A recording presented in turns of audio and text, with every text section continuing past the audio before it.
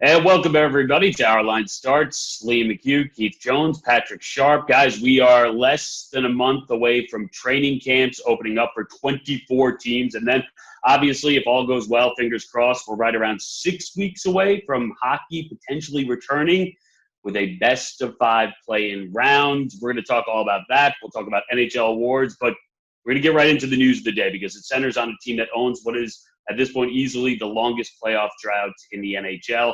On Tuesday, the Sabres fired GM Jason Botterill, and that was really just the start of the carnage there. You have assistant GMs gone, the minor league coaching staff gone, scouting director, scouts, player development coaches, all out. Kevyn Adams promoted from within. The news that there was no search, and he is the third straight Sabres GM with no prior GM experience. You guys know how passionate this fan base is. What do you think of this move, and what do you think of it happening now? Jonesy, I'll start with you. I think it's really confusing, Liam. I can't say it's surprising that they let Botterill go, but it is surprising that Kevyn Adams was named the general manager. And a lot of that has to do with what you're talking about. You mentioned the fact that it's their third consecutive general manager that has not had experience. And boy, if you don't have experience, you better have scouts that have experience. And it doesn't sound like they have any scouts left right now. So I've always appreciated the Buffalo Sabres and their fan base.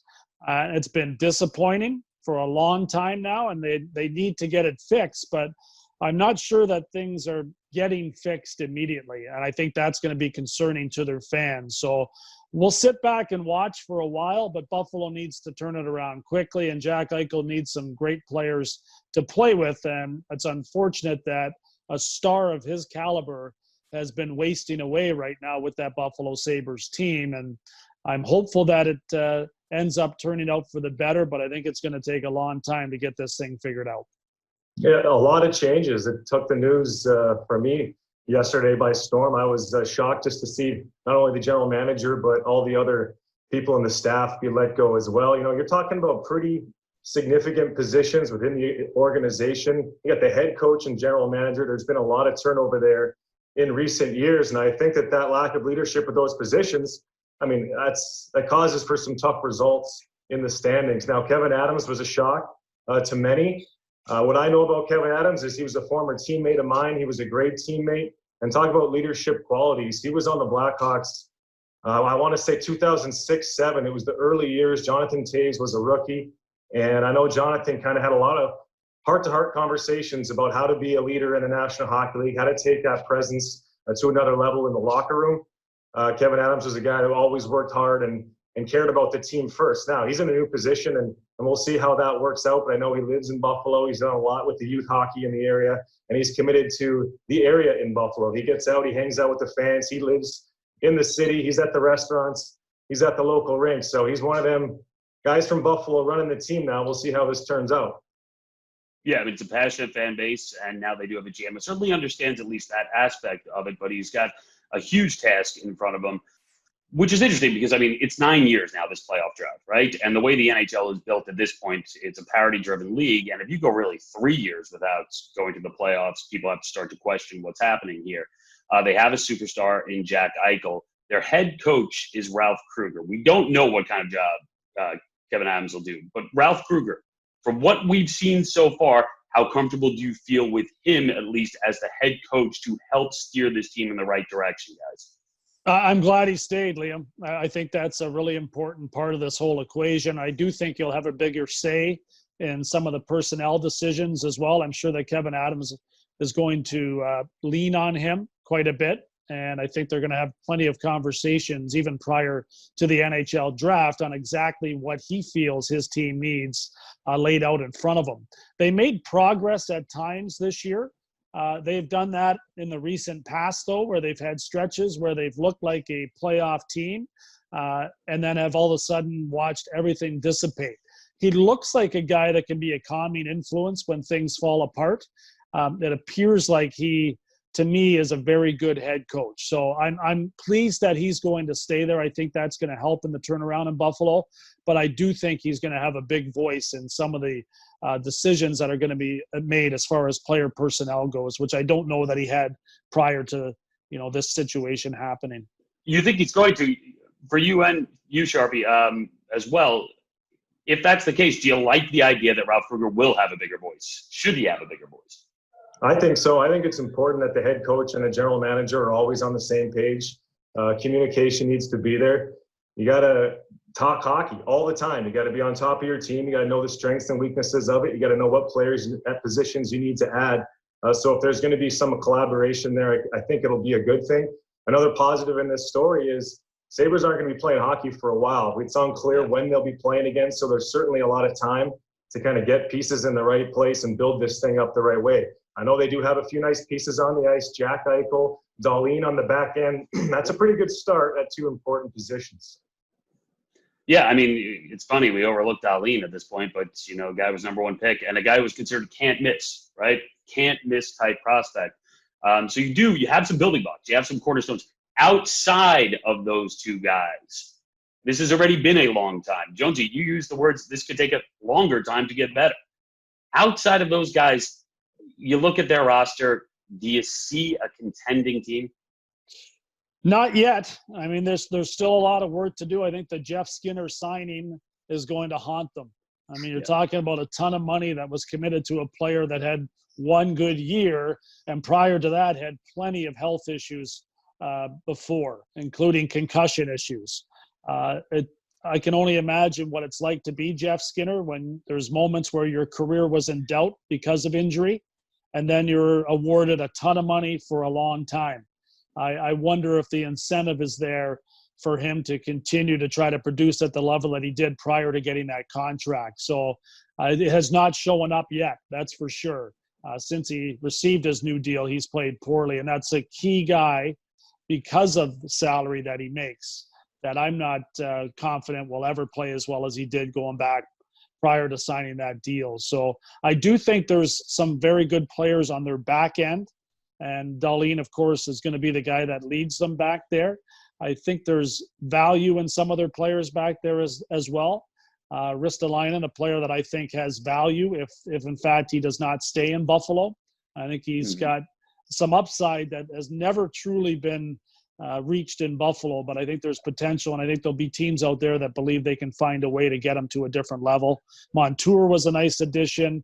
Their blue line is not horrendous. Their blue line has potential, and I think that should help them ultimately start to get things turned around. But goaltending would go a long way in fixing some of their defensive woes and certainly help turn that team around. I think they'll have to look elsewhere for that. I like Ristolainen and Liam a lot in Buffalo, and I think his name keeps popping up time after time in trade rumors because other teams like him as well, and they want to get him out of Buffalo. I think he's slotted probably a little higher right now in his career than he should be, but that's probably because Buffalo's not winning many games. But Ristolainen competes every shift. He's hard to play against. He's in great shape. He logs minutes. I think him and Dahlin take steps in their career here in the next couple of years, and that's going to help turn things around in Buffalo. You'd keep him? You'd have to be blown away?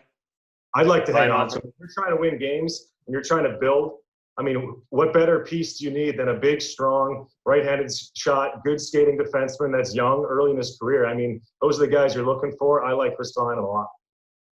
Final thought on this. Obviously, the Pegula is on the Bills as well, and they recognize the fact that they swung and missed a few times with Buffalo before seemingly at this point getting it right with their coach and their GM. The future looks bright. They could easily win the division this year. The Buffalo Bills could host a home playoff game, which, people in Buffalo would be obviously thrilled about at this point.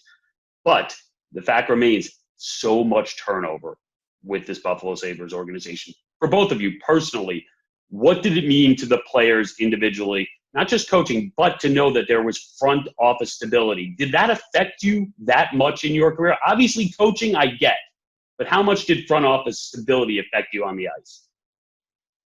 I think it matters a lot, Liam. I think it mattered in my career, and I was fortunate that every team I played for had that. And I was never actually on a team where a general manager was removed at the time that I was playing for that team. David Poile in Washington obviously has been great throughout his career. Pierre Lacroix just won a Stanley Cup with the Avalanche and went on to win more Stanley Cups after that as well. And Bobby Clarke had been in Philadelphia forever. So I always felt like that was a great foundation for a team to have, and there was a ton of stability in all three of those clubs that I played for. So it's a very important part of the puzzle, and the players are going to be very leery of what's going on there. So there's going to have to be a lot of convincing to the guys in that wearing those Sabres uniforms that this is going to be a change that's going to be a change, and then it's going to stay constant for once. I think that's what would go a long way in helping the Sabres team. But question marks never sit well with the locker room. I think Sharpie would agree with that. Yeah, no doubt about that. There needs to be stability at the highest level. And it's felt all the way down in the locker room. Personal experience playing with the Blackhawks when Rocky Wirtz took the team over 2007, things changed instantly, and that front office support was there. My job was to go out and play as a hockey player. That's all we need to do, but you could certainly feel it throughout the city. The front office elevated our status, so to speak. They made us feel like rock stars. They made us feel like the United Center was the best place to play. We knew they had our backs. They were always adding players to the deadline, putting us in a position to win. And that goes a long way to the performance of the players on the ice. You feel like you're a part of something special. Hopefully that good positive stuff happens in Buffalo soon. And I'll just add, Liam, just one more thing. That you felt a certain responsibility to that general manager. One, he signed you or he traded for you, and you didn't want to let him down. So there was a personal commitment to trying to not just play well for the uniform, but play well for the guy that was sitting up there and making the decisions, who showed confidence enough in you to give you a contract and or trade for you on the contract that you were on. So I do think that there was a lot of respect given to that position. And whenever there's doubt and there's concern and there's just a lack of knowing just how long that guy is going to be there, I think the players can at times take advantage of that. And that's something that Buffalo has to be worried about and really has to correct this time and get it right. Few things about this. I love the fact that you not so subtly just put in there that at no point were you traded for or brought into a team that eventually had to fire their GM because of that. In the end, I think that's part of the message that you're sending, and that's a good message to send. Smart GMs. Exactly. But I think, it's also interesting to look at the Sabres and considering there are now 24 teams in this expanded playoff, just how close they came to actually making it. The first team out in the East, instead Montreal goes, and that was so close right down to the end. And now Montreal has a chance, although it's a big long shot, they could play for the Stanley Cup. Meanwhile, the Sabres, 3 weeks after their GM gets a vote of confidence, he's out and they clean house. So we'll see. But as you mentioned, it could be a long time till we see the Sabres back on the ice. Next season may not get started until December, so they have a lot of time here to figure it out. Meanwhile, we are creeping a little bit closer, step by step, phase by phase, into getting hockey back. Training camp set to open July the 10th. Roman Polak made some comments saying that at his age, which is 34. I thought he'd be a little bit older after saying at my age. He can't imagine coming back this way. Looks like he may not come back. Dallas does not seem to mind that. But on the whole, it seems like most of the players are comfortable with this. They're looking to get back. The only news that's come out sort of around this is what the NBA is doing during this time as well, because, it's really come out of the sort of set of guidelines and operations and this idea of living within the bubble. Or living on a campus. And I'm curious about one thing, because I think the one issue that has been raised by hockey players really from the start is the idea of family time throughout, because you could be away for an extended period of time. This has not been contentious so far, like in the NBA, certainly not like Major League Baseball trying to come back. Do you expect them to be able to solve this? Do you expect this issue to be a problem at all? Because obviously, hockey players, so far, they've voiced this. They're serious about it. They do want some semblance of normalcy when it comes to family time going forward. What do you two think about that? Do you think this at all could be an issue, or do you think this is something that is easily resolved?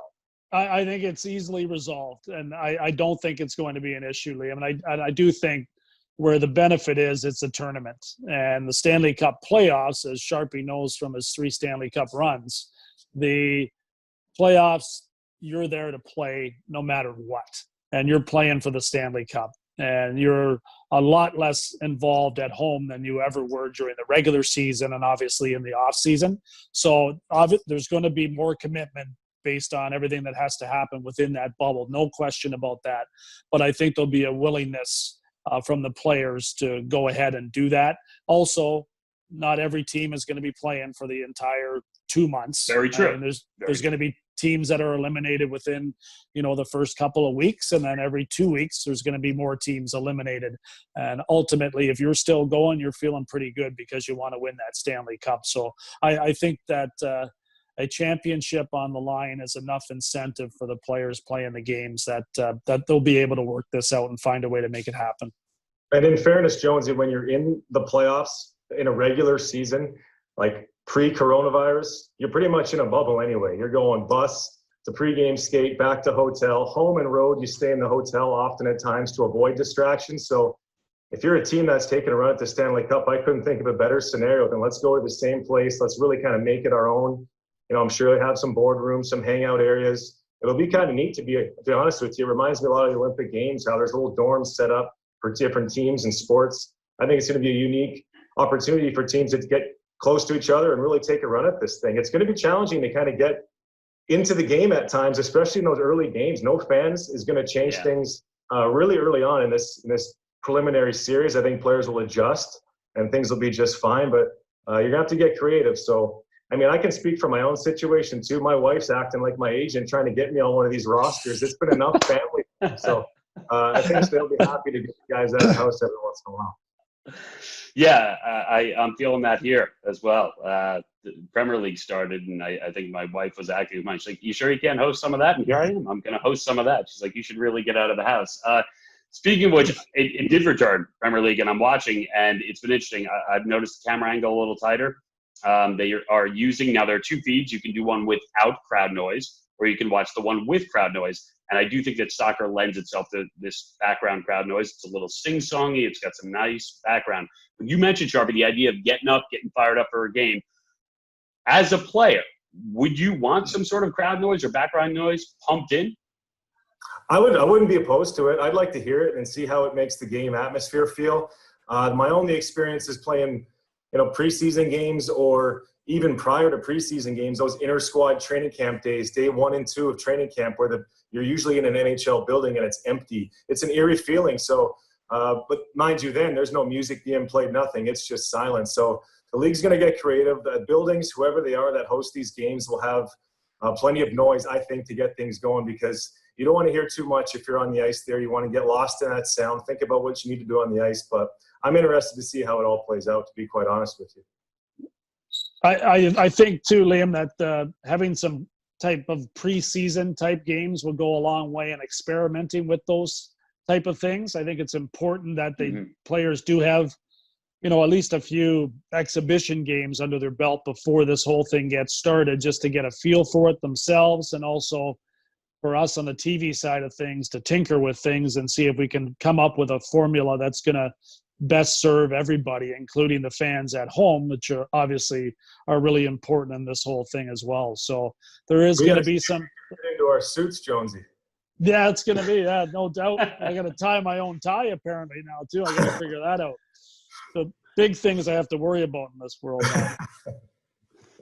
Well, we're all just keeping track. We don't want you to slip back to the Jonesy of 7-8 years ago wearing the exact same. Well, actually, I think maybe we do want you to slip back to that Jonesy 7-8 years ago wearing the exact same suit jacket every single game, and then doing a Flyers game. And I'm like, well, did he just wear that suit jacket out of here and wear it right to that game on the plane, and now he's wearing it again? And maybe you did. And turns out you probably did. Well, I didn't wear it on the plane. I just rolled it up and put it in my gym bag and brought it to the rink. Well, it's good to know you didn't sleep in it in the hotel and then go right to the arena. But I think in terms of news going forward, it does look like we're getting a little bit closer, because we're expecting some announcements. And one of those announcements is obviously the idea of hub cities. Ideally, well, according to some reports, we could hear something early next week. Vegas seems like a very strong front runner. Canadian cities are in the mix: Edmonton, Toronto, Vancouver. Obviously, some issues though Prime Minister Justin Trudeau says Canada open to being a playoff hub city, as long as those local health authorities give it the okay. NHL had some obviously issues with the idea that players could be subject to a mandatory 14-day quarantine for crossing the border. So something to deal with there. But Chicago now, a possibility as well. So let's say, for argument's sake, that Vegas is one. let's say Vegas is one of those cities, where would you like to see the other hub city be? And Jonesy, I'll start with you. I'm pretty easy on this one, Liam. As long as the arena's close to the hotels that are right there and it's easy for the players to get there without having to take a bus, I think that would be ideal. Toronto would be perfect in that regard.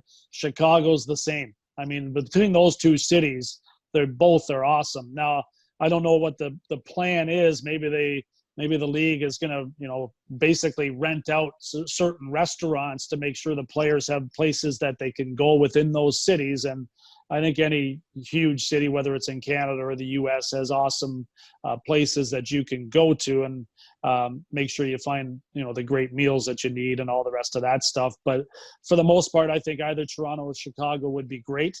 And I think Vegas would be awesome as well, because we've been there and obviously watched how close and looked at how close the hotels are to the arena. There's some hotels that aren't casinos, some really nice hotels in Vegas as well that are just there for people to stay in, get a good night's sleep, and go out and play some hockey as well. So convenience would be the best part of the deal for me, and wherever that city would be really isn't that important. And Vegas, you could really have that convenience, right? Because you could have the multiple options for eating potentially within your hotel, depending on how they work things out and shut things down. Sharpie, do you think it really matters that much to the players, which city? I don't think so, to be quite honest with you. I'm just thinking what a logistical nightmare this has to be, putting all these things together with the new restrictions and guidelines. I mean, everyone's taking the best precautions necessary and making this as safe as we can, but things that you just take for granted, all of a sudden you got to accommodate a large number of hockey players. It's going to be quite the task, and hats off to those that are actually putting it together. I got the easy job of just watching and talking about hockey, but as a player, I don't think it really matters. Maybe somewhere central in the country to allow different people to get there. Who knows what the guidelines will be like weeks and months from now. Maybe family could come and go at different times. I don't know. I mean, you can see why I'm not in the boardroom making these decisions. But as a player, give me a hotel room, give me an area to hang out with my teammates, and let's have a nice ice surface and let's get going. Yeah, I mean, it's detailed. It's complex. I mentioned the NBA's health and safety manual. It's 113 pages long, right? And obviously details on testing, what happens if a positive case occurs, but such a huge emphasis on where and when and how the players can actually move around within that bubble and how they're getting from one place to another. The planning for this is massive. It's complex, and you're right. I'm glad that we do not have to do it. We can just eventually talk about the games, because all these people have done so much hard work behind the scenes. Speaking of hard work, we have players. The season is done. They've worked hard, and now it's awards time. All the awards ballots were due this week. We get to hand out some hardware. Let's just start at the top. Let's begin. Hart Trophy. Who do you have? Leon Draisaitl, the favorite for this one. Are you guys going with him? David Pasternak says if he has a vote, he would give it to Leon Draisaitl. Sharpie, who do you have? Yeah, Draisaitl's my guy at number one. It was an impressive season from start to finish. The Edmonton Oilers were going to make the playoffs. They did. He was great. Connor McDavid missed some time with injury. Everybody expected Draisaitl to slow down. He was able to win some games, continue his point streaks going. It was a phenomenal year offensively for Draisaitl. I like Nathan MacKinnon in Colorado. I thought he had a great year. Colorado was a top team in the West from start to finish, and they had a ton of injuries. So MacKinnon was playing with different line mates all season long. You look at the stat category, he's number one, ahead of number two on his own team by quite a margin. And then I had probably Connor McDavid as number three for me. I know he missed some time briefly with some games, but you turn on a TV and 97's on the ice, you notice him right away. His points per game is unbelievable. He backs defenders off. You don't want to play against Connor McDavid. So he had a great season as well. Those are probably my top three, but there's many more that were close. You got 1 and 3 on the same team. Are you picking Edmonton to beat your Blackhawks in the play-in round? Oh, it's going to be a back-and-forth series. I'm expecting, 6-5 scores like the old 80s Oilers. But it is that my top three have two guys from the same team. But I'm telling you, Jonesy, correct me if I'm wrong. You turn on the games, and those two guys had phenomenal seasons. They did, and you're right about Draisaitl. The 6 games that he played without McDavid are really what solidified in my eyes anyway, him winning the Hart Trophy. And I think there's a lot of us that feel the same way on that. He had a monster season.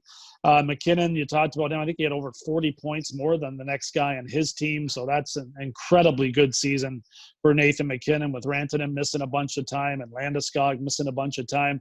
Artemi Panarin would be the other guy that would be in the mix there. And now that the Rangers are a postseason team, or at least have an opportunity to be, Panarin's numbers even stand out that much more. He was a guy that really embraced the spotlight in New York, and there's been lots of star players that have signed big contracts with the Rangers that have not played up to expectations because of the heat that's on you in a big city like New York. But Panarin embraced it, much like he did in Chicago, and I thought he had a great year as well. Yeah, the Rangers look like they could be a dangerous team when this all resumes. So that's the Hart. Feels like Draisaitl will get it. It also feels like, the other guys that you mentioned there, McKinnon and McDavid, could be finalists for the Hart Trophy for pencil it in for the next 8 or 9 years if they're healthy. Does the Norris Trophy feel about as settled as the Hart to you, Jonesy?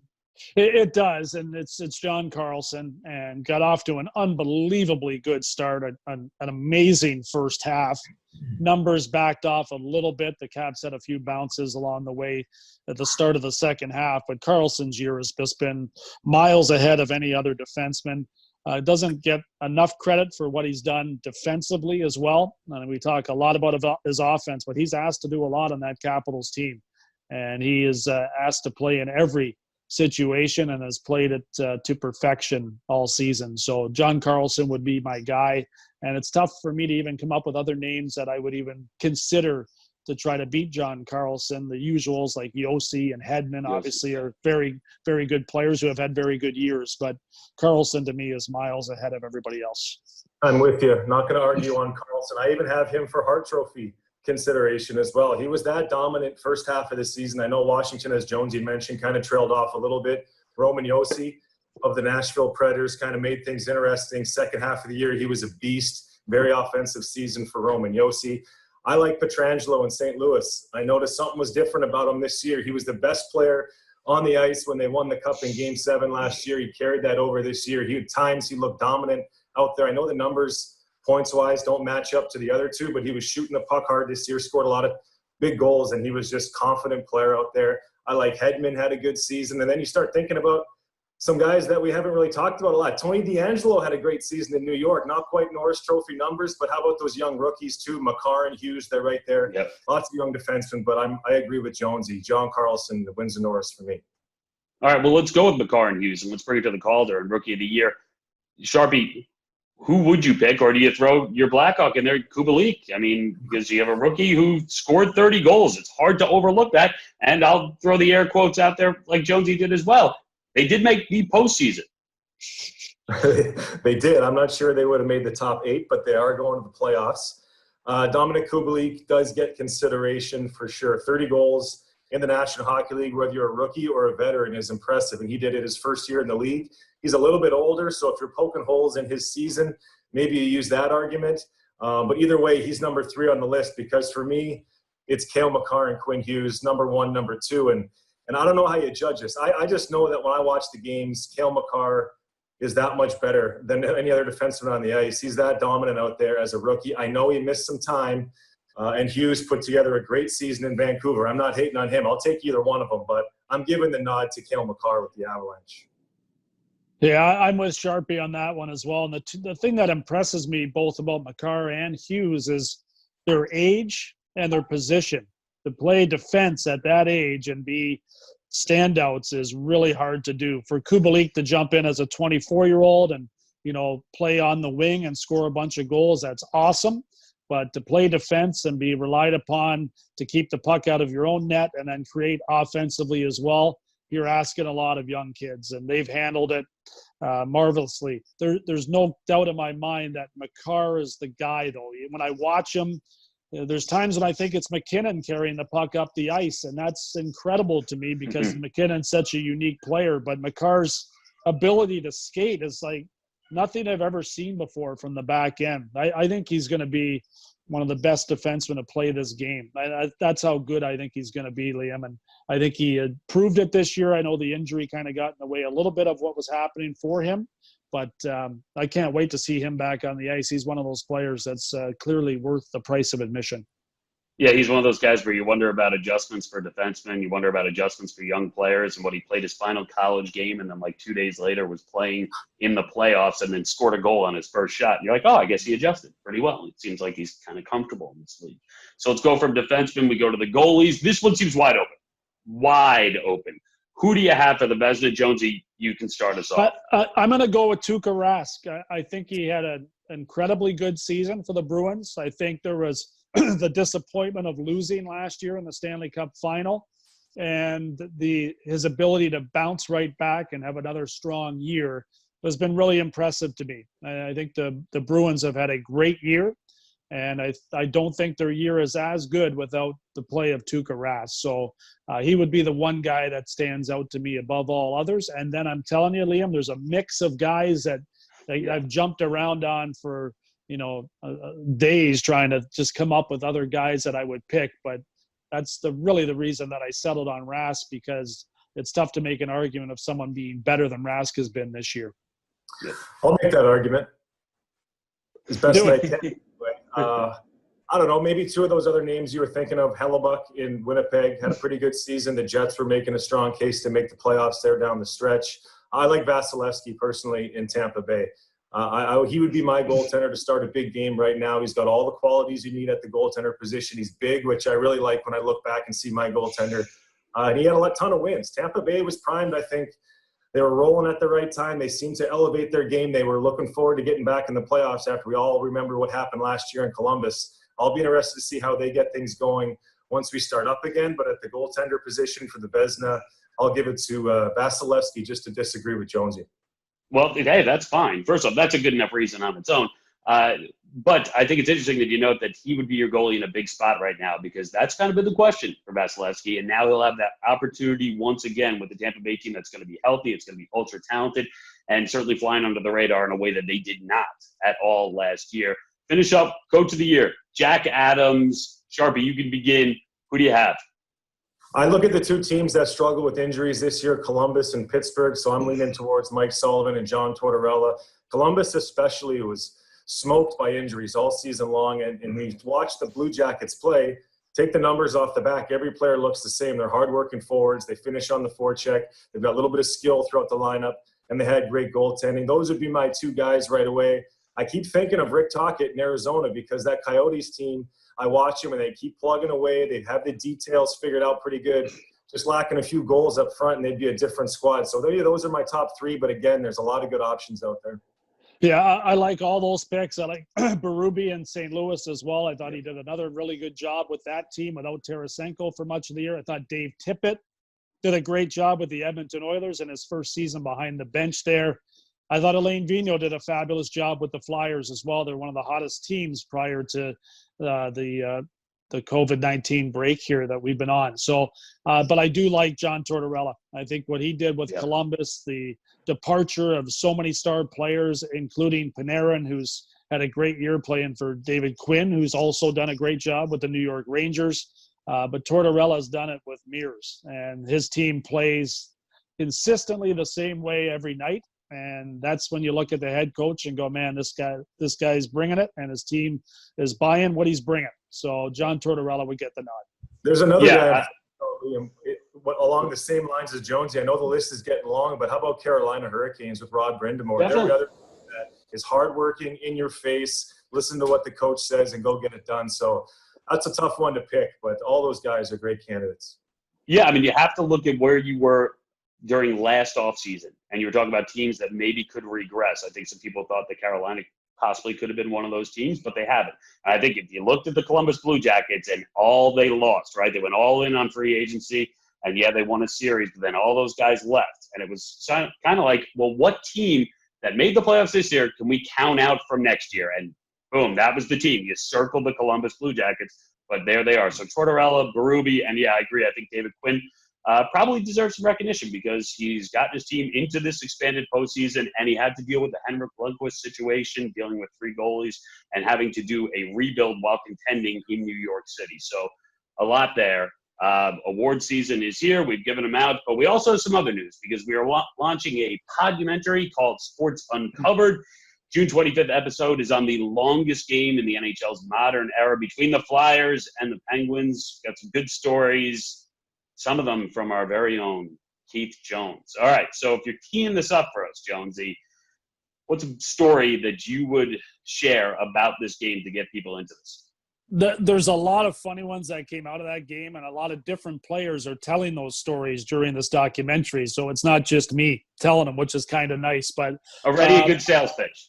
That's a great sales pitch. But a lot of guys that people haven't seen for a long time too, like Dan McGillis, Chris Tarrant will be on there. Rick Tockett's on there talking about it. Craig Berube.